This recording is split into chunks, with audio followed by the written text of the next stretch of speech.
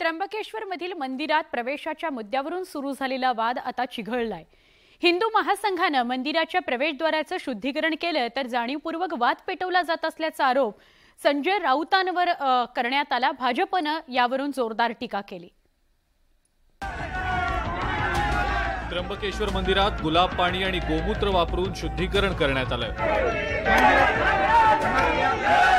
हिंदू महासभा, ब्राह्मण महासंघ, नाशिक पुरोहित संघ, त्र्यंबकेश्वर पुरोहित संघासह हिंदू संघटनांचे कार्यकर्ते यात सहभागी झाले होते। हर हर महादेव असा जयघोष करत परिसराचं शुद्धीकरण करण्यात आलं। त्र्यंबकेश्वर मंदिरात शनिवारी रात्री जबरदस्तीनं संदल मिरवणुकीच्या निमित्तानं प्रवेश करण्याचा प्रयत्न करण्यात आलेला होता। या प्रकाराला सुरक्षा रक्षकांसह ग्रामस्थांनी विरोध केला होता। या वादाच्या पार्श्वभूमीवर पोलिसांनी तपास करत दोन्ही गटांची समजूत काढण्याचाही प्रयत्न केला। मात्र या प्रकाराला राजकीय वळण मिळालं। संजय राऊतांनी तर ही मुस्लिम समाजाची परंपरा असल्याचा दाखला देखील दिला। परवाच्या घटनेसंदर्भात जी माहिती घेतली, कोणी मंदिरात घुसल्याची माझ्याकडे माहिती नाही। मंदिर प्रशासनावर दबाव आणून अशा प्रकारचे पत्र त्यांना द्यायला लावलं।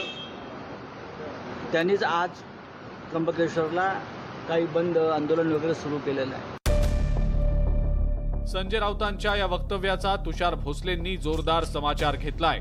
महाविकास आघाडीमध्ये गेल्यापासून हिंदुत्वाला तिलांजली दिल्याची टीका तुषार भोसले यांनी केली आहे। 100 वर्ष जुनी परंपरा धूप दाखवण्याची आहे, हे त्यांनी या ठिकाणी पुराव्यानिशी सिद्ध करावं असं आमचं त्यांना आव्हान आहे। नाहीतर त्यांनी हिंदू समाजाची माफी मागावी।